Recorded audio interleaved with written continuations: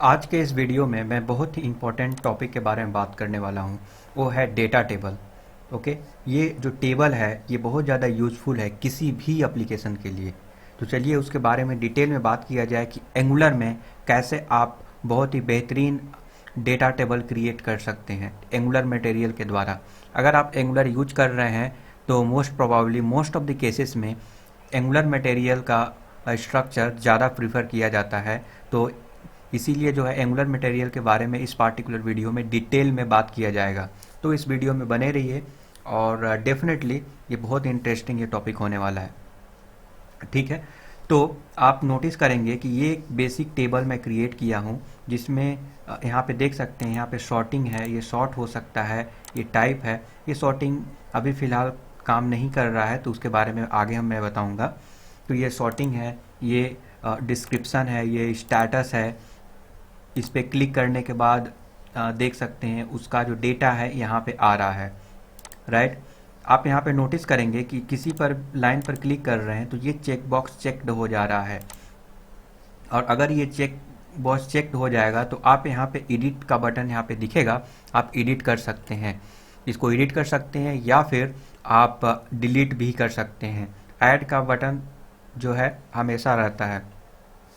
तो आप किसी भी चेक बॉक्स को चेक करके आप एडिट कर सकते हैं या फिर डिलीट कर सकते हैं। अगर ऊपर वाले को अगर आप चेक करेंगे तो सारा चेक हो जाएगा और इसको अगर रिमूव कर देंगे तो रिमूव हो गया। और सिंस कोई भी बटन कोई भी फील्ड चेक नहीं है इसीलिए अभी एडिट और डिलीट का ऑप्शन नहीं आ रहा है। अगर आप कोई ऐड करना चाहते हैं डेटा तो लेट सपोज मैं यहाँ पे एक डाल देता हूँ title test and type let's say मैं रूटीन डाल देता हूँ। अभी मैं यहाँ पे आईडी शो करा रहा हूँ। राइट, ये जबकि नहीं होगा, आगे मैं बताऊंगा आपको। मैं टास्क डाल दिया, टाइम रेंज कुछ भी मैं डाल दे रहा हूँ अभी के लिए, क्लाइंट नेम डाल दे रहा हूँ क्योंकि मेरा फोकस है डेटा टेबल पे कि हमारा जो टेबल है एंगुलर का मटेरियल टेबल है वो कैसे वर्क कर रहा है, कैसे आप सेटअप कर सकते हैं, कैसे आप उसको डायनेमिक बना सकते हैं। ये जो भी शॉर्टिंग का प्रोसेस है या फिर पेजिनेशन का प्रोसेस है ये डेटा बेस के थ्रू होना चाहिए, ना कि पूरा डेटा को लाकर सारे डेटा को लाकर उसके बाद पेजिनेट कर रहे हैं, शॉर्टिंग कर रहे हैं। ये तो बहुत ही आसान है, बट बैकएंड के थ्रू अगर आप ये करने का प्रयास करेंगे तो ये थोड़ा बहुत टफ हो जाता है। अगर हम एक प्लस पे और क्लिक करें तो फिर यहाँ पर मैं यहाँ पे कुछ भी डाला, complete again assign to let's say TR QA let's say anything test learn, कुछ भी मैं दो डेटा फिलअप कर दिया और मैं अभी सबमिट करूँगा। सबमिट करने के बाद हरी टास्क इज नाउ रजिस्टर्ड एक मैसेज आया और डिसअपीयर्ड हो गया। It's all right. अब मैं इसको एक बार रिफ्रेश कर लेता हूँ क्योंकि अभी वो डेटा जो न्यूली एडेड है लाइक ये वाला, ये वहाँ पे पहले शो नहीं कर रहा था आई थिंक। तो यहाँ पे देख सकते हैं ये सक्सेसफुली यहाँ पे शो कर रहा है। आप चाहे तो उसके डिटेल को शो कर सकते हैं। शो पे क्लिक करेंगे तो जो भी डेटा आप ऐड किए थे उसको यहाँ पे देख सकते हैं, उसको डाउनलोड कर सकते हैं PDF के फॉर्मेट में, CSV के फॉर्मेट में, एक्सेल के फॉर्मेट में। और ये जो टेस्ट डिटेल्स है ये भी यहाँ पे शो कर रहा है। राइट, यहाँ पर भी पेजिनेशन है। ध्यान रहे ये जो टास्क से रिलेटेड डेटा है इसका मतलब ये है कि मैं टास्क यहाँ पे ऐड कर रहा हूँ और जो टास्क का डिटेल है वो ज़्यादा नहीं है। इस केस में आप जो jQuery का डेटा टेबल है वो भी एक्सेस कर सकते हैं। लाइक उसमें आपको एक्सेल CSV PDF का फंक्शनलिटी इन बिल्ट बेहतरीन तरीका से मिल जाता है। हालांकि आप उसको खुद से भी बिल्ड कर सकते हैं, बट अगर रेडीमेड पहले से अवेलेबल है और आई थिंक अगर आप प्रीवियस जनरेशन के बैकग्राउंड से आए हुए हैं जहाँ पे jQuery का एक्सटेंसिवली इस्तेमाल होता है और वहाँ पे jQuery का बहुत सारे आपको प्लगइन मिल जाते हैं जिसको आप ऑलरेडी यूज करके फैमिलियर हो चुके हैं। तो उस केस में अगर आपको लगता है कि नहीं मैं डेटा टेबल वहाँ पे मैं जो यूज कर रहा था क्या मैं वो यूज कर सकता हूँ एंगुलर में, तो दैट्स वाई मैं उसके लिए भी ये बिल्ड कर दिया कि किसी सिनारियो में अगर आप वो jQuery का डेटा टेबल क्योंकि आप काफ़ी ज़्यादा फेमिलियर है वो यूज करना चाहते हैं तो वो भी यूज कर सकते हैं। तो ये दो टाइप का डेटा टेबल है। इसमें एक्सेल CSV PDF का भी ऑप्शन मिल गया है, डाउनलोडिंग करने का, सर्च का, लाइक दैट। ओके, तो चलिए अभी के लिए मैं इसको रिमूव करता हूँ और बेसिक फंक्शनैलिटी मैं बता रहा था कि आने वाले वीडियो में मैं इसके बारे में बात करने वाला हूँ। ये जो पेजिनेशन जो है, ये जो पेजिनेशन है ये डायनेमिक होगा। डायनेमिक इट मीन्स कि ये जो डेटा है, सपोज दैट 5 किए तो 5 डेटा जो है रिक्वेस्ट जाएगा बैकएंड के पास और बैकएंड 5 डेटा सेंड करेगा। उसी टाइप से सॉर्टिंग अगर नेक्स्ट पेज में जा रहे हैं तो नेक्स्ट पेज का डेटा सेकेंड टाइम आएगा, उसके लिए एक एपीआई जाएगा, एपीआई रिक्वेस्ट होगा, तब बैकएंड से आपका डेटा आएगा बेस्ड ऑन क्या आप जो है चाहते हैं, कौन से पेज से डेटा चाहते हैं। सपोज दैट 5 है तो 5 रिकॉर्ड आया और 5 रिकॉर्ड नेक्स्ट पेज में जाएगा, मीन्स नेक्स्ट पेज में आएगा। उसी टाइप से सॉर्टिंग से रिलेटेड जो भी फंक्शनैलिटी है उसको भी डायनेमिक किया जा सकता है। तो मैं जो है इस सीरीज में मैं आपको बताऊंगा कि कैसे इन सारे चीज़ों को डायनेमिक कर सकते हैं, क्योंकि डायनेमिक करना बहुत ही ज़रूरी हो जाता है एक बिग इंटरप्राइज लेवल एप्लीकेशन के लिए। क्योंकि वहाँ पे क्या होता है कि सारे डेटा को लाकर अगर आप पेजिनेट करेंगे तो आपका पेज स्लो हो जाएगा, क्योंकि इतने सारे डेटा, सपोज दैट एक एप्लीकेशन है उसमें थाउजेंड्स ऑफ डेटा होते हैं, उतने सारे डेटा को लाकर आप पेजिनेट करेंगे, ये तो अच्छा उपाय नहीं हुआ। तो वहाँ पे जो पार्टिकुलर सपोज दैट 10 डेटा है, 20 डेटा है, उसी को लाकर आप इसको शो करा सकते हैं यूज़र को। जब यूज़र रिक्वेस्ट करेगा नेक्स्ट पेज के लिए तब आप जो है अनदर डेटा आप शो करा सकते हैं, नेक्स्ट अनदर, लेट से अगर 10 यहाँ पे शो कर रहा है तो अनदर 10 डेटा आप उसके बाद सेकेंड पेज वाला डेटा एपीआई रिक्वेस्ट करके लाकर शो करा सकते हैं। इससे क्या होगा कि आपका पेज का स्पीड जो है फास्ट हो जाएगा और ओवरऑल जो फंक्शनैलिटी है आपके एप्लीकेशन में वो बेहतरीन असर पड़ेगा। तो डेफिनेटली ये प्रिफरेबल होता है और ये अचीव कर पाना लिटिल टफ भी है, क्योंकि बैकएंड से सारे डेटा को लाना और उसको शो कराना तो लोगों को इसमें समझ में नहीं आता है कि कैसे अचीव किया जाए। तो मैं एंगुलर मटेरियल के बारे में बता रहा हूँ क्योंकि एंगुलर मटेरियल काफ़ी ज़्यादा बेहतरीन है, इसका इंटरफेस बेहतरीन है। तो डेफिनेटली कुछ चीज़ें आउट ऑफ द बॉक्स आपको एंगुलर मटेरियल के द्वारा प्रोवाइड किया जाता है, इसीलिए मैं इसी का एग्जांपल ले रहा हूँ। अगर आप एंगुलर यूज कर रहे हैं तो आपको एंगुलर मटेरियल आना ही चाहिए, क्योंकि मोस्ट ऑफ द केसेस में जो है प्रीफरेबल चॉइस होता है वेब एप्लीकेशन के लिए। अगर आप एंगुलर टेक्नोलॉजी को चूज किए हैं तो एंगुलर मटेरियल, सो इसीलिए इसके बारे में हम बात करेंगे। ठीक है, तो मैं चाहता हूं कि इसको डिटेल में बताया जाए ताकि किसी भी तरह का कोई कंफ्यूजन ना रहे। शॉर्ट में ऑलरेडी कई सारे वीडियोस यूट्यूब पे पड़े होंगे, आप देख सकते हैं। डिटेल में मैं बताऊंगा तो सब कुछ एक एक चीज़ आपको समझ में आएगा, इसीलिए मैं आपको डिटेल में समझाने का प्रयास कर रहा हूँ। तो चलिए, एंगुलर मटेरियल में मैं गया। सिंपल है, एंगुलर मटेरियल का ये ऑफिशियल डॉक्यूमेंटेशन है। हमेशा आपको ऑफिशियल डॉक्यूमेंटेशन फॉलो करना चाहिए, ये काफ़ी ज़्यादा बेहतरीन फीचर होता है। ओके, तो एंगुलर मटेरियल के लिए उसके ऑफिशियल डॉक्यूमेंटेशन पे जाइए। ये time to time up to date भी होते रहता है, तो डेफिनेटली आप इसको आप प्रीफर करेंगे और फॉलो करेंगे तो फ़ायदेमंद रहेगा। और यहाँ पे मैं टेबल के सेक्शन में जाऊँगा। टेबल के सेक्शन में जाऊँगा तो यहाँ पर आपको एंगुलर मटेरियल का टेबल देखने को मिलेगा। देख सकते हैं कितना ब्यूटीफुल टेबल दिख रहा है। हालांकि यहाँ पे सॉर्टिंग नहीं है, कुछ भी नहीं है, सिंपल एक टेबल है, राइट। तो उसको यूज करने के लिए कुछ स्टेप्स हैं। पहला स्टेप ये है कि उसके जो एपीआई है, आप यहाँ पे नोटिस करेंगे ये एपीआई है। एपीआई को अपने सिस्टम में, मतलब अपने प्रोजेक्ट में इसको इंपोर्ट करना पड़ेगा। तो मेरा जो ये एप्लीकेशन है, इस एप्लीकेशन में मैं आपको दिखाऊं तो मैं ऐप मॉड्यूल डॉट टीएस में जाऊंगा, क्योंकि ये इंपॉर्टेंट मॉड्यूल है, मीन्स 1 मॉड्यूल होना चाहिए। इसमें ऐप मॉड्यूल डॉट टीएस है। इसमें आप नोटिस करेंगे ये एक मटेरियल डिज़ाइन मॉड्यूल में इंपोर्ट किया हूँ, राइट। इसका मतलब क्या है कि मटेरियल डिज़ाइन मॉड्यूल मैं कहीं अनदर अनदर जगह पे मैं बनाया और उसको यहाँ पे इंपोर्ट किया। क्योंकि अगर सारे एंगुलर मटेरियल में बहुत सारे एपीआईज हैं, सारे एपीआई को यहाँ पे आप डालिएगा तो ये बहुत ही लेंदी ये पेज हो जाएगा, ऐप मॉड्यूल डॉट टीएस। तो इसको क्लीन करने के लिए और क्लीन रखने के लिए, क्योंकि फ्यूचर में कोई बंदा अगर सपोज दैट काम कर रहा है और एक प्रोजेक्ट में कुछ लोग काम करते हैं, कुछ समय बाद छोड़ देते हैं, तो उसमें क्या होता है, नए जब लोग आएंगे तो उनको ढूंढने में ही टाइम लग जाएगा कि ये चीज़ है कहाँ। तो इसको ईजी बनाने के लिए मैं एक अनदर कंपोनेंट बनाया मटेरियल डिज़ाइन फोल्डर में उसको रखा और उसको यहाँ पे इंपोर्ट कर दिया। ये बहुत ही बेहतरीन वे है किसी भी प्रोजेक्ट को क्रिएट करने के लिए, क्योंकि सब कुछ इसी में डालिएगा तो बहुत ही कम्प्लेक्स हो जाएगा, और छोटा सा चीज़ के लिए अगर छोटा सा एरर आता है तो पूरा पेज में सारे लाइन्स ऑफ कोड को आपको अच्छे से ऑब्जर्व करना पड़ेगा। ओके, तो चलिए देखते हैं। ये देखिए मटेरियल डिज़ाइन मैं यहाँ पे ऐड किया हूँ। मटेरियल डिज़ाइन फोल्डर में मटेरियल डिज़ाइन मॉड्यूल एक आपको मिलेगा। तो ये रहा मटेरियल डिज़ाइन मॉड्यूल। तो क्या करना है यहाँ पे, आप यहाँ पे नोटिस करेंगे कि यहाँ पे नोटिस करेंगे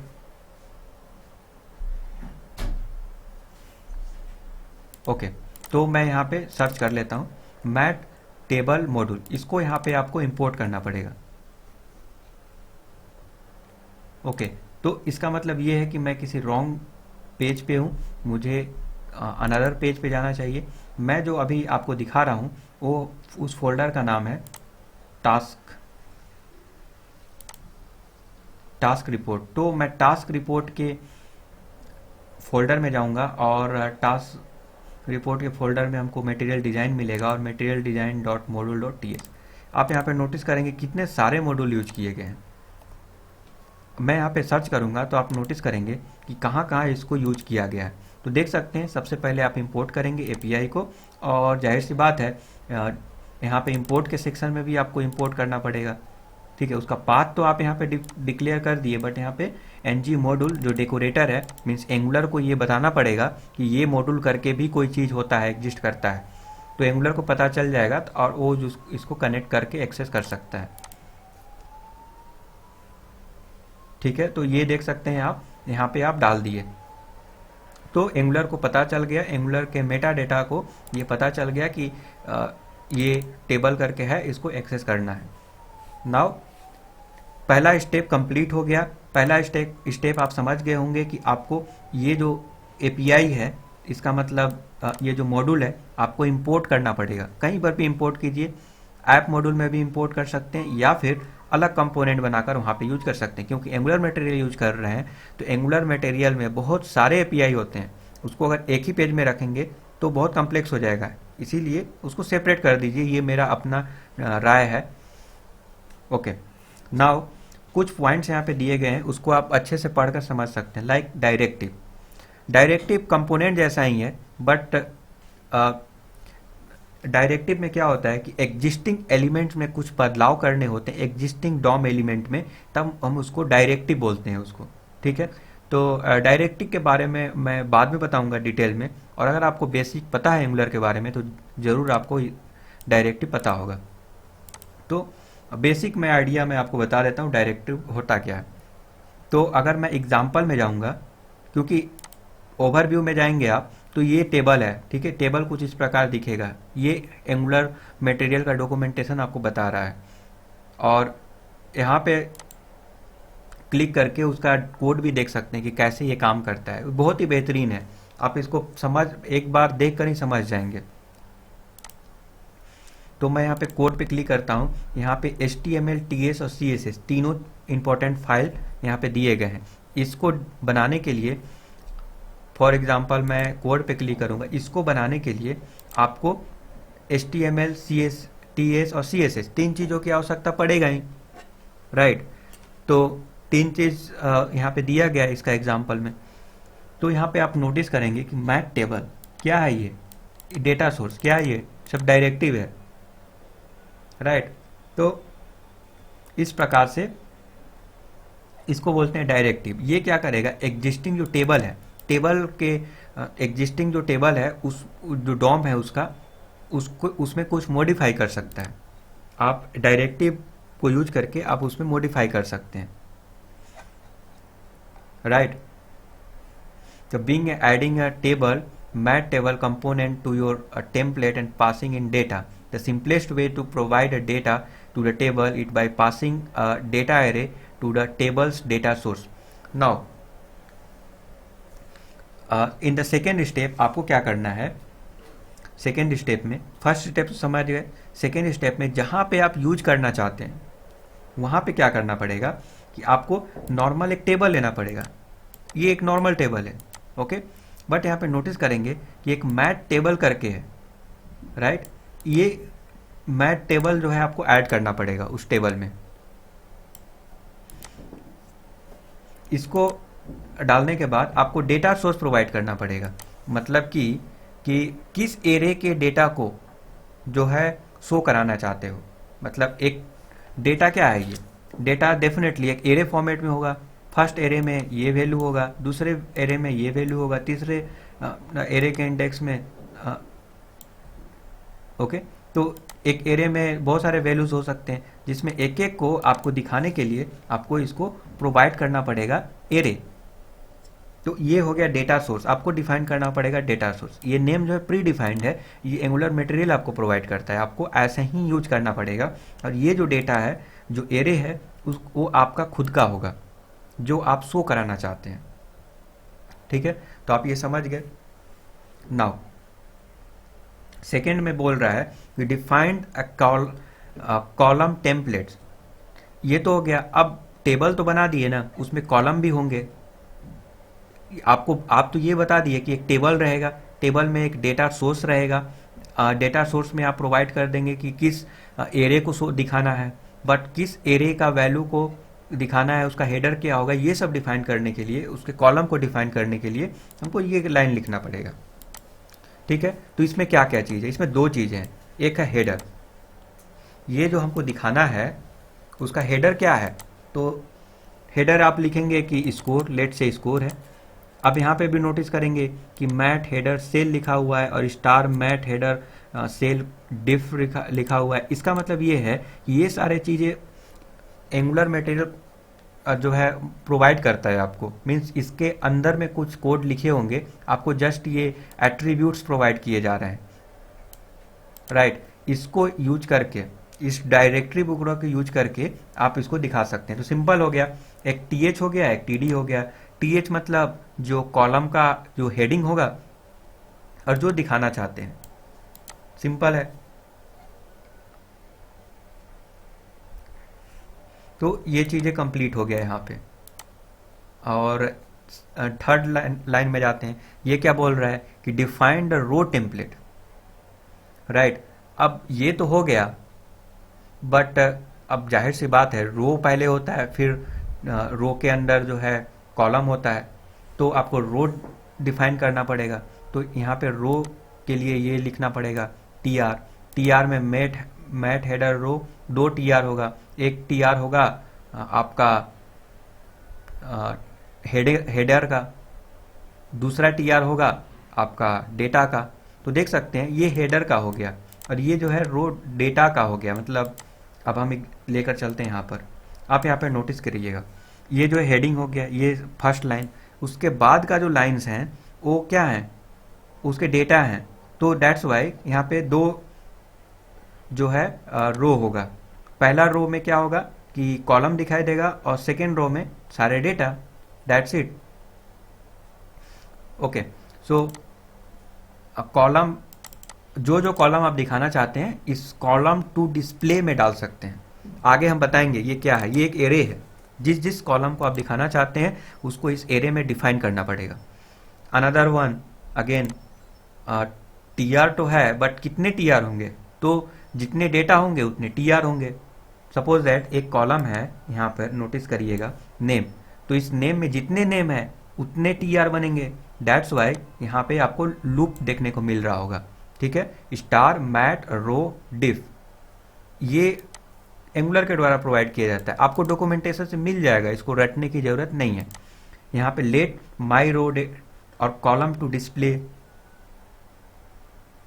ठीक है, तो इस रो डेटा को आप डिस्प्ले करा सकते हैं। तो आप समझ गए, एक कॉलम हो गया, और एक यहाँ पर रो हो गया, ये रहा टेबल। आप समझ गए। तो ये तीन चीज़ें यहाँ पर डिफाइन किया गया है। मतलब आपको क्या क्या डिफाइन करना है, पहला डिफाइन करना है टेबल, दूसरा डिफाइन करना है कॉलम, तीसरा रो। Right, okay. अब डेटा सोर्स क्या है, जाहिर सी बात है डेटा है। देखिए आप पढ़िएगा तो सब समझ में आएगा, तो मैं आपके काम को आसान करने के लिए एक्सप्लेन कर रहा हूँ इन सारे चीज़ों को। तो समझ गए कि ये तो हो गया, ये काम कंप्लीट हो गया। अब हम आते हैं कि जहाँ पे हम यूज किए हुए हैं। तो ये रहा हमारा पेज स्लैश एडमिन, और इस एडमिन में मैं यहाँ पे शो किया हूँ। तो मैं जाऊँगा, लेट से ये मैं टास्क में गया और ये देखिए HTML हुआ और ये TS हुआ, राइट, ओके। यहाँ पे आप नोटिस करिएगा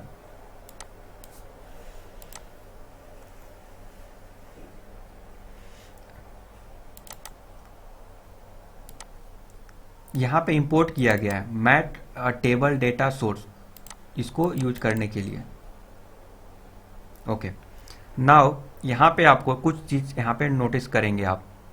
पहला चीज़ कि जो डेटा है आपको प्री डिफाइंड करना पड़ेगा कि कौन कौन से कॉलम को आपको दिखाना है, उसका डेटा का फॉर्मेट क्या होगा।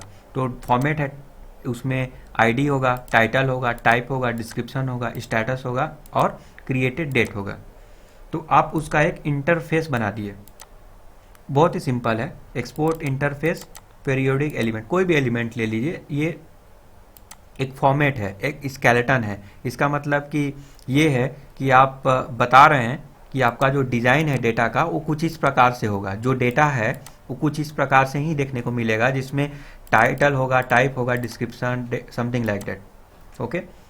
तो यहाँ पे आप नोटिस करेंगे कि मैट टेबल डेटा सोर्स, ठीक है, मैट टेबल डेटा सोर्स, और यहाँ पे पेरियोडिक एलिमेंट आप बता दिए कि इसका जो टाइप है ना, देखिए अब कोई भी वेरिएबल यहाँ पे डिक्लेयर कर रहे हैं तो उसका टाइप भी यहाँ पे डिफाइन कर रहे हैं कि टाइप इसका क्या है, एनी है, किसी का नंबर है, किसी का बूलियन है।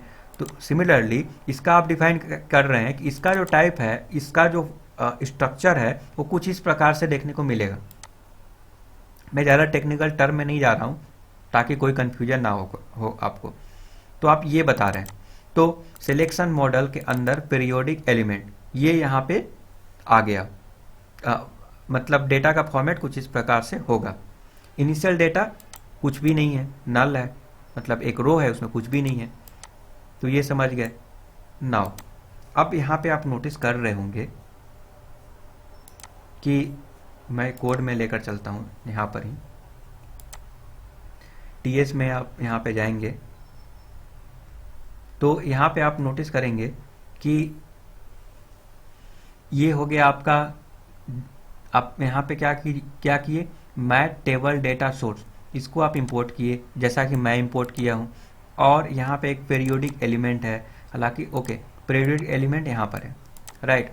तो यहाँ पे आप डिफाइन कर रहे हैं कि उसका जो स्ट्रक्चर होगा कुछ इस प्रकार से होगा, मतलब जो डेटा है उसका स्ट्रक्चर कुछ इस प्रकार से होगा। और आप डेटा सोर्स में उसको डाल दिए, एक वेरिएबल में वो कर दिए। अब ये डेटा सोर्स एक वेरिएबल नेम है, राइट, ओके। अब यहाँ पे आप नोटिस कर रहे होंगे कि एलिमेंट डेटा, जो इनिशियल डेटा है वो जो है यहाँ पर आप डाल दिए। इनिशियल डेटा मतलब वेरिएबल डिक्लेयर करते हैं तो समटाइम्स क्या होता है कि इनिशियल वैल्यू भी आप डाल देते हैं कि 1 है, 2 है, लाइक दैट। तो इनिशियल डेटा ये वाला है जो यहाँ पे उसको डाला गया है, और उससे जो है डेटा सोर्स यहाँ पे क्रिएट हुआ, डेटा सोर्स एक वेरिएबल। ये समझ गए। आगे हम बताएंगे, अगर आप रियल लाइफ प्रोजेक्ट में इसी चीज़ को इम्प्लीमेंट करेंगे ना तो ये काम नहीं करेगा। रीज़न ये है कि इनिशियली जो है डेटा आप यहाँ पे डिफाइन ही नहीं कर सकते, आपको API कॉल करके लाना पड़ेगा डेटा को, तब जाकर यहाँ पे डिफाइन करेंगे। तो दैट्स वाई, इसीलिए हम यहाँ पे क्या किए हैं, इनिशियल डेटा को नल रखे हैं, और जब हमारा डेटा आ जाएगा सक्सेसफुली तब हम इसको फिर से डेटा डालकर और डेटा सोर्स के वैल्यू को रीअसाइन करेंगे।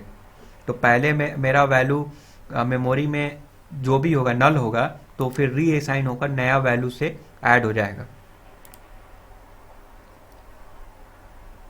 आई होप कि आपको समझ में आ रहा होगा।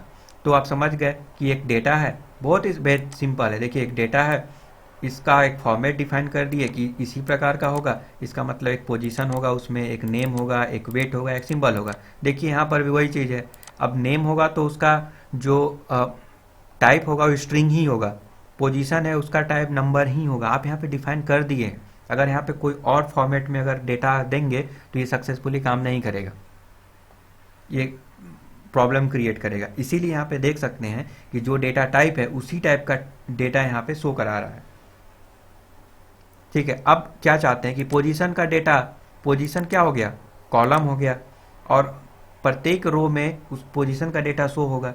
उसी टाइप से सेकेंड कॉलम क्या हो गया, नेम हो गया, फिर वेट हो गया, फिर सिंबल हो गया, और उसका डेटा शो करा रहे हैं। सिंपल सी बात है, राइट। तो ये आप समझ गए। HTML में जाते हैं। HTML में आप, जैसा कि मैंने पहले आपको बताया था, डॉक्यूमेंटेशन में भी ऐसा ही लिखा था कि एक टेबल है, टेबल में मैट डेटा और डेटा सोर्स आप डिफाइन कीजिए कि किस डेटा को आप इटरेट करना चाहते हैं, उसको शो कराना चाहते हैं। तो यहाँ पे डेटा आप डिफाइन कर दिए, डेटा सोर्स। अब देखिए, new mat table data source से आपको डेटा सोर्स मिला। अब जो डेटा इसमें डाल दिए थे, इसमें साइन कर दिए थे इनिशियल डेटा, वो यहाँ पे इटरेट करके यहाँ पे शो करा रहे हैं। तो ये इसको बता दिए। नाउ अब क्या होगा, अब देखिए, जाहिर सी बात है TR आपको डिफाइन करना पड़ेगा। तो एक TR होगा कॉलम के लिए, तो कॉलम के लिए एक डिस्प्ले कॉलम यहाँ पे है। आप यहाँ पे नोटिस करेंगे कि डिस्प्ले कॉलम करके एक वेरिएबल है जिसका इनिशियल वैल्यू एक एरे है। एरे में पोजीशन, नेम, वेट और सिंबल है। ये जो भी चीज़ यहाँ पे दिख रहा है ना, सेम चीज़, सेम कॉलम क्रिएट होगा आपके लिए अगर इसको डिस्प्ले कॉलम में जो कुछ भी डिफाइन करेंगे। तो देखिए, डिस्प्ले कॉलम में पहला होगा नेम, दूसरा होगा नंबर, दूसरा होगा नेम, तीसरा वेट और सिंबल। आप यहाँ पे डाले, इसीलिए वो यहाँ पे वहाँ पे शो कर रहा है। अगेन TR में आप क्या कर रहे हैं, ये वाला लाइन कंप्लीट हो गया। ये तो TR मतलब क्या, रो, तो एक पहला रो तो कंप्लीट हो गया। दूसरे रो में आप क्या कर रहे हैं कि अब डिस्प्लेड कॉलम, ओके, कॉलम में आप रो को जो है वहाँ पे डिफाइन कर रहे हैं। रो को मतलब एक वेरिएबल मान लीजिए कि एक रो है, उसमें कॉलम के डेटा को आप यहाँ पे शो करा रहे हैं। नाउ अब हमें आएंगे यहाँ पर कॉलम में देखेंगे कि पहला जो टाइटल होगा, टाइटल आप डिफाइन कर दीजिए नंबर, और उस टाइटल डिफाइन कर दिए। मतलब क्या हो रहा है, आप समझिए बात को। यहाँ पे आपने डिस्प्लेड कॉलम में पोजीशन, तो पोजीशन के लिए एक रो, एक कॉलम बनेगा। ठीक है, ये कॉलम मान लीजिए। तो कॉलम के लिए ng कंटेनर आप लिख दिए, ng कंटेनर में पोजीशन लिख दिए कि पोजीशन के लिए है। पोजीशन में जो है हम आप नंबर लिख दिए यहाँ पर, राइट। ये नंबर लिखे तो इसका मतलब क्या है कि ये नंबर यहाँ पर शो होगा। उसका पहला NO, इसका तो हेडिंग हो गया, और दूसरा TD हो गया। तो TD में क्या होगा, एलिमेंट डॉट प्रोसेस। अब लेट एलिमेंट यहाँ पे बोल दिए, मतलब कि डेटा क्या क्या था, आपका डेटा था ये डेटा सोर्स, उसमें जो इटरेट करके आपको आप शो करा रहे हैं। अब यहाँ पे क्या है, एलिमेंट डॉट पोजीशन, मतलब पोजीशन का डेटा शो होगा। इसका मतलब है कि पोजीशन में 1 डिस्प्ले होगा, हो गया। उसके बाद अगेन दूसरे कॉलम में चलेंगे, नेम कॉलम में भी सिमिलरली ये जो नेम है, हमेशा ध्यान रहे ये जो नेम है इसके साथ मैच करना चाहिए, ये नेम के साथ मैच करना चाहिए, क्योंकि इसी कॉलम को आप जो है शो करा रहे हैं। रो, ये क्या है, रो है ना, रो पहले यहाँ पे डिफाइन किए थे कि ये हमारा रो है। अब उस रो में जो है नेम का नेम का आप डिफाइन कर रहे हैं हेडिंग। अब उसका एक और TD है, कॉलम है। अब कॉलम क्या होगा, कॉलम तो एक नहीं होगा ना, 1 2 3 4 5 ऐसे करके होगा, राइट। तो कॉलम तो इतने सारे होंगे, तो इसीलिए यहाँ पे लेट यूज किया गया है। मतलब एक तरह टाइप का लूपिंग चल रहा है, और यहाँ पे आप उसको शो कराना है उसका वैल्यू को। तो बेस्ड ऑन दैट ये काम कर रहा है। तो सिमिलरली इस टाइप से ये काम कर रहा है। आई होप कि आपको समझ में आ गया। बहुत ही सिंपल है। पहला आपको क्या करना है कि आपको यहाँ पे इसको डेटा प्रोवाइड करना है, उससे एक डेटा सोर्स, एक वेरिएबल जनरेट करना है। उस वेरिएबल को एंगुलर जो टेबल आप क्रिएट कर रहे हैं डेटा सोर्स में आपको प्रोवाइड करना है कि ये हमारा डेटा है, इसी को हमको शो कराना है।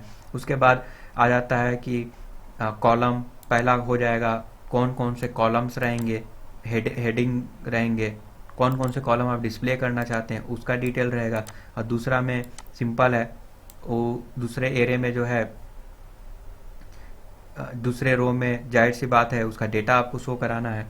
तो इस प्रकार से ये काम कर रहा है। और तीसरा पेजिनेटर के लिए, जैसे टेबल के लिए आपको मिला था उसी टाइप से पेजिनेटर के लिए एंगुलर प्रोवाइड करता है मैट पेजिनेटर, और उसमें आपको प्रोवाइड करना पड़ेगा कि पेज साइज ऑप्शन 5, 10, 20, मतलब पेज साइज ऑप्शन एक पेज में कितना आप दिखाना चाहते हैं तो आप डिफाइन करेंगे 5, 10, 20 and show first last button.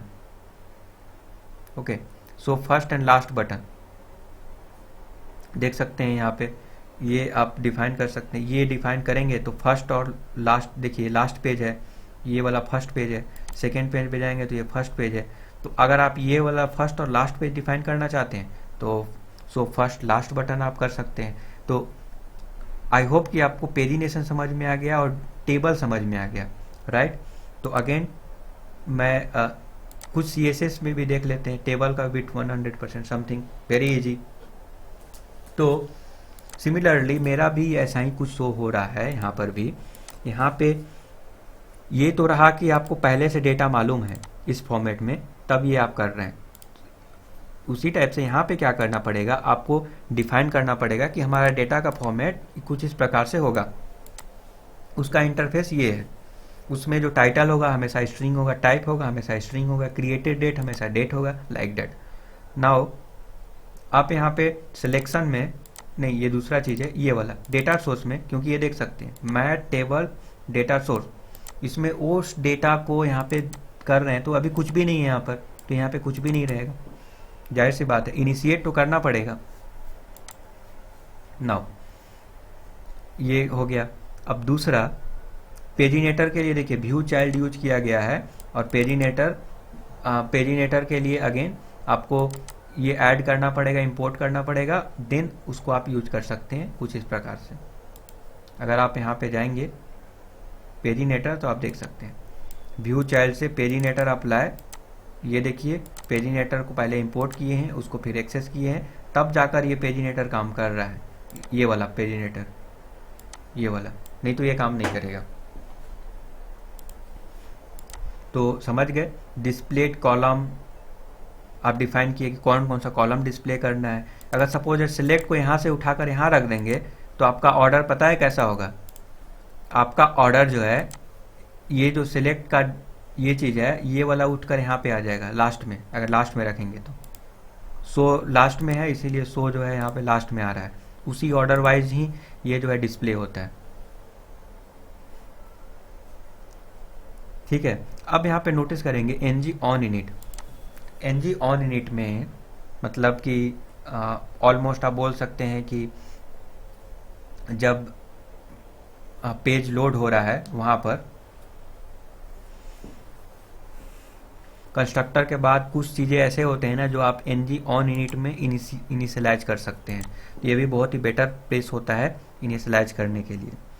ये सिंस ये क्लासेस है तो जाहिर सी बात है कंस्ट्रक्टर तो पहला जो है मेथड होगा जो पहले जो है रन करता है, तो इसके अंदर जो कुछ भी है उस वो रन करेगा, तो बेटर प्लेस है इनिशियलाइज करने का कुछ भी चीज़ों को। उसी टाइप से ng on init में भी कर सकते हैं। तो ng on init में दिस रिकॉर्ड्स में क्या करना है, यहाँ पर एक मैं फंक्शंस कॉल कर दिया हूँ। इस फंक्शंस में मैं डेटाबेस से डेटा ला रहा हूँ, मतलब API कॉल करके डेटा ला रहा हूँ, और डेटा में आप नोटिस करेंगे कि वो डेटा लिस्ट में डाल रहा हूँ डेटा को। ठीक है, task data dot task list, मतलब डेटा जो आया था उसमें और भी चीज़ आया था, जैसे सक्सेस हो गया, स्टेटस हो गया, मैसेज हो गया, लाइक डेट।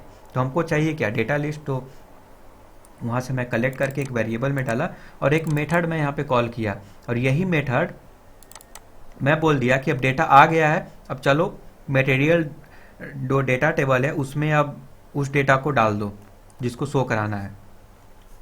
तो प्रिपेयर दिखाता हूँ मैं, ये रहा फंक्शंस।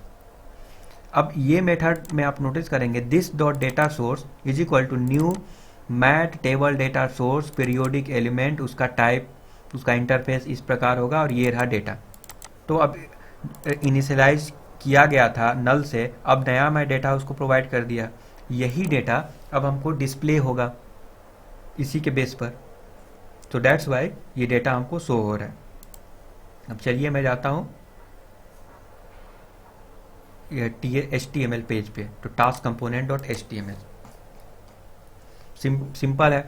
यहाँ पे आप देख सकते हैं mat table data source provide कर दिए।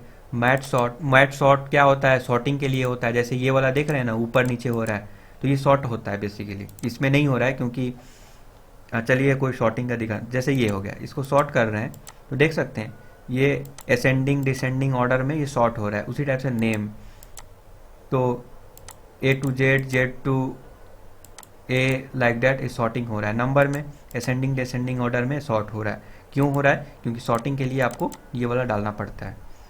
अब आप चाहते हैं कि ये जो सॉर्ट हो रहा है ना, ये हमको वो डेटाबेस से डेटा आकर सॉर्ट हो। सपोज दैट एक बिग इंटरप्राइज एप्लीकेशन में ये एक टेबल है जिसमें डेटा को सॉर्ट कर रहे हैं, तो यहाँ पर तो अभी 10 ही डेटा आया है, 5 सपोज दैट किए हैं, तो 5 डेटा ही आप 1 2 3 4 5 6 ओके, ये काम नहीं कर रहा है, लेट से 10, तो ये 10 डेटा शो कर रहे हैं यहाँ पर। आप डेटाबेस से 10 ही डेटा मंगाए हैं, और अगर आपको लास्ट पेज, अगर पूरे टेबल मतलब जितना होना चाहिए एक्चुअल में, वो पूरे डेटा के साथ अगर सॉर्टिंग करना चाहते हैं, तो फिर क्या, यहाँ से तो नहीं काम बनेगा, आपको डेटाबेस से सॉर्ट करना पड़ेगा, और वहाँ से आपको उसका रिस्पॉन्स चाहिए होगा। तो इसीलिए यहाँ पे हमने एक मेथड कॉल किया जिसको बोलते हैं मैट सॉर्ट चेंज। ये मटेरियल टेबल और बोल सकते हैं एंगुलर मटेरियल प्रोवाइड करता है। ये मेथड बोलता है कि अगर सॉर्ट कर रहे हो और अगर कुछ डेटा चाहिए आपको बैकएंड से, तो फिर ये वाला मेथड यूज कर लो। इस मेथड में मैं एक मेथड कॉल किया, मैं एक अनदर मेथड कॉल किया जिसमें मैं यहाँ पे इवेंट एक इवेंट पास कर दिया। अब देखिए मैं इसको थोड़ा मैं यहाँ पे दिखाता हूँ। मैं यहाँ पे इवेंट आया, उसका आप नोटिस करेंगे जब कंसोल करेंगे ना यहाँ पर, चलिए मैं यहाँ पे दिखा देता हूँ। कंसोल तो पहले से ही है, इसको मैं क्लिक करूँगा तो यहाँ पे देख सकते हैं मैट पेजिनेटर, यहाँ पे जब क्लिक कर रहा हूँ तो ये आ रहा है, और इसमें कुछ कुछ डेटा आ रहा है। कौन कौन से डेटा आ रहे हैं? तो इनिशियलाइज्ड डेटा क्या आ रहा है कि इनिशियलाइज्ड हो गया है। उसका पेज, इसमें देखेंगे तो पेज आ रहा है, कौन से पेज में है, तो वो सही से काम नहीं कर रहा है, उसको देखना पड़ेगा, आगे मैं आपको बताऊंगा। तो इन सारे चीज़ों को आप देख सकते हैं। Page size 5, index page index 0, length 0, page size option, मतलब सारा डिटेल आपको यहाँ पे मिल गया, राइट। तो इन सारे पेजिनेटर से इन सारे चीज़ को आप एक्सेस कर सकते हैं। उन सारे एक चीज़ को आप एक और मेथड कॉल करके उसको प्रोवाइड करेंगे, और डेटाबेस से उसी के अकॉर्डिंग सॉर्ट करके डेटा शो कराएंगे। बहुत ही सिंपल है। तो आई होप कि आप इसको समझ गए होंगे। इसको डिटेल में हम बताएंगे, आप घबराइए मत। ओके, ये तो सही है। अब जैसा कि मैं आपको बताया था, ये कंप्लीट हो गया ये पार्ट। नाउ आपको रो क्रिएट करना पड़ेगा। पहला रो किस लिए है? को जाहिर सी बात है कॉलम के लिए। तो ये डिस्प्लेड कॉलम, जो भी कॉलम है, कॉलम में यहाँ पे जो डिफाइन किया हूँ, चलिए मैं ऊपर लेकर जाता हूँ। ये सारे कॉलम वो वहाँ पे एक एक करके दिखाई देगा, और फर्स्ट के बाद जो जो भी रो जनरेट होंगे उसमें डेटा शो होगा। दैट्स वाई यहाँ पर HTML में गया, दैट्स वाई यहाँ पे देख सकते हैं ये रहा रो। तो यहाँ पे देख सकते हैं ये रो को आप एक एक करके दिखा रहे हैं। मतलब हर एक कॉलम के अगेंस्ट, जो डिस्प्लेड कॉलम है उसके अगेंस्ट आपको डेटा को शो कराना है।